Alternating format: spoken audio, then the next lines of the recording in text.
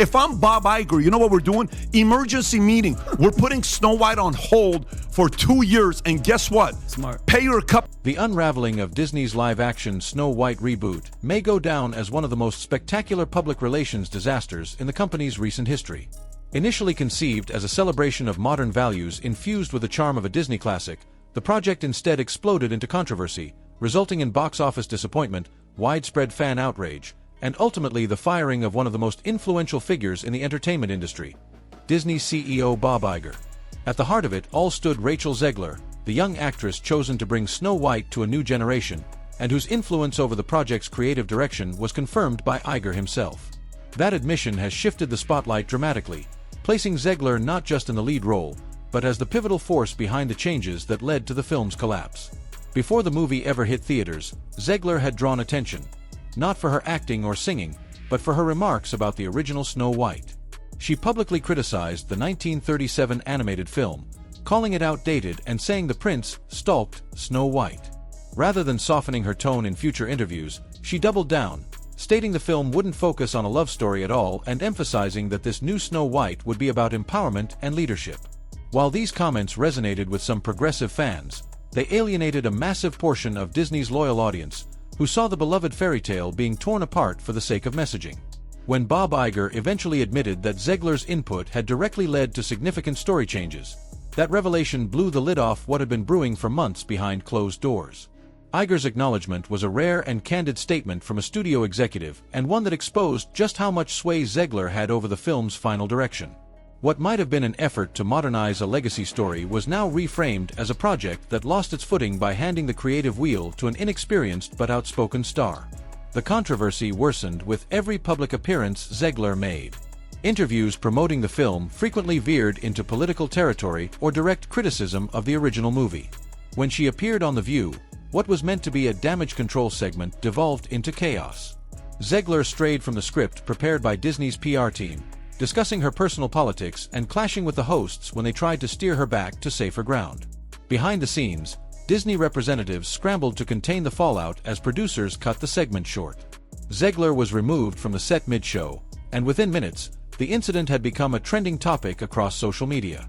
It was clear that the PR machine had failed.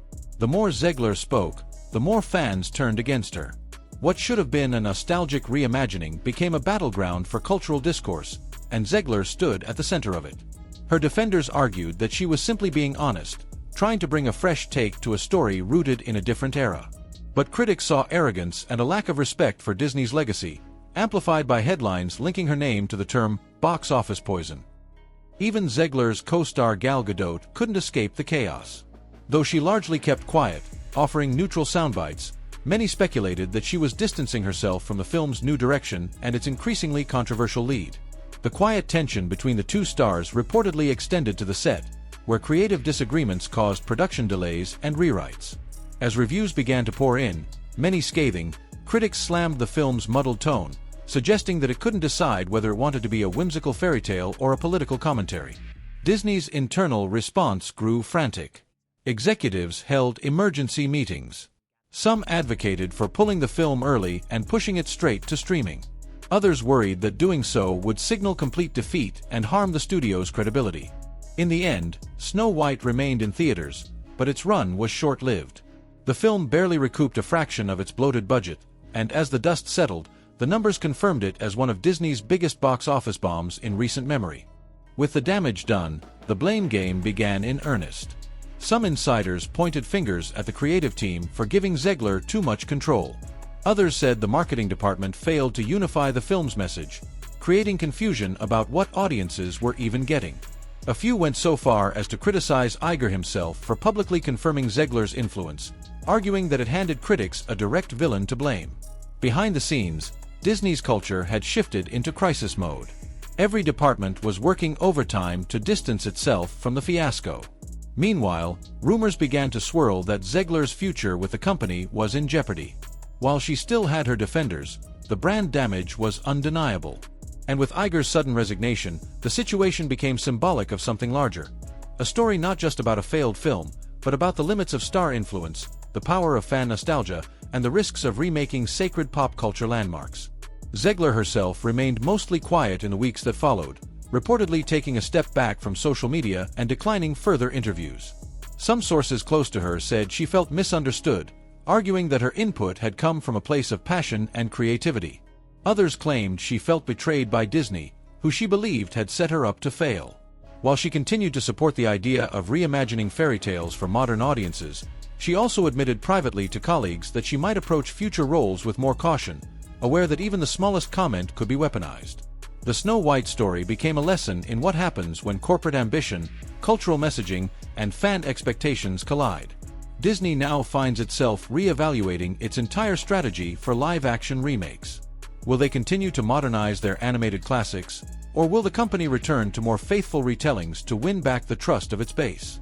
Insiders suggest that future projects will be handled with far more care, and that stars will face stricter guidelines on what they can say about legacy content. Bob Iger's departure capped off a disastrous chapter in Disney history. Once considered one of the most visionary executives in the entertainment industry, his leadership faltered when faced with the backlash. His openness about Rachel Zegler's influence, while praised for its honesty, ultimately exposed a breakdown in creative oversight. The public began to wonder how a single performer's perspective could have so deeply altered a film intended for global, cross-generational appeal. As the dust settles, fans, critics, and industry analysts continue to reflect on the film's collapse. Some see it as a warning about tampering too heavily with classics. Others see it as a growing pain in the industry's evolution. Either way, the Snow White reboot has become far more than just a movie. It's a symbol of how delicate the balance is between innovation and tradition. Disney may move on, and Rachel Zegler may one day rebound, but the memory of this fiasco will endure. It will serve as a cautionary tale not just for studios and actors, but for anyone attempting to reimagine a story that means so much to so many. In an era where every word is dissected, every decision questioned, and every classic fiercely protected, the stakes of storytelling have never been higher.